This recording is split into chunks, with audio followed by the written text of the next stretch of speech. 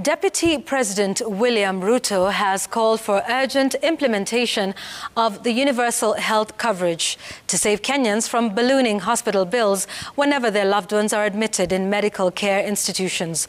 Ruto, who was speaking during the funeral service of his Chief of Staff, Ken Osinde, who succumbed at a Nairobi hospital after being hospitalized for 3 days, said he is hopeful that the bill on implementation of UHC, which had been passed in Parliament and was awaiting presidential assent, will be in place in the coming months to shoulder the burden of many suffering Kenyans.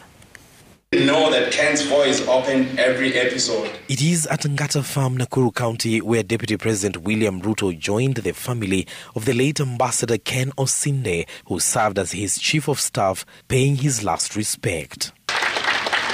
The family of the late Osinde, who at one time served as Kenya's ambassador to Germany, eulogized him as a pillar of strength. Ken, as I fondly called him, was jovial, funny, witty, sharp, loving, and so generous. Fun and laughter reigned in our household throughout the 32 years we were married.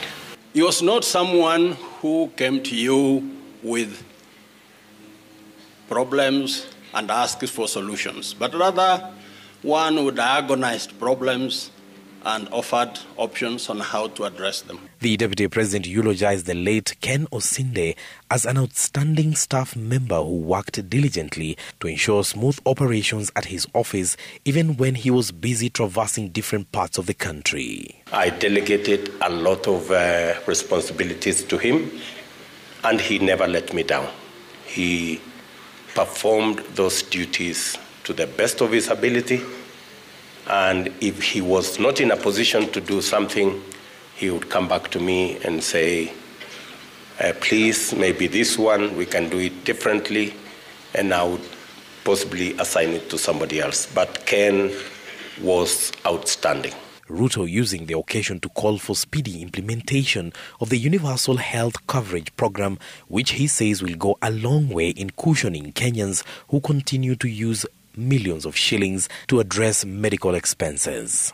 If there is one thing we must do as a matter of urgency, is to work the law, work the structures, and establish a universal health scheme. Majority of people delay going to hospital even today because they are unsure of how they are going to pay their hospital bills.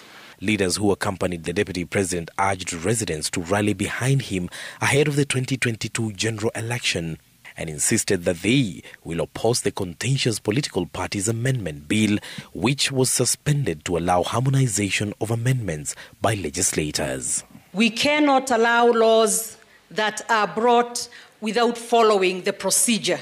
You cannot push laws through that have not gone through the proper process. What we are trying to protect in the National Assembly is we are trying to kill imperial registrar of the political parties, in Kenya.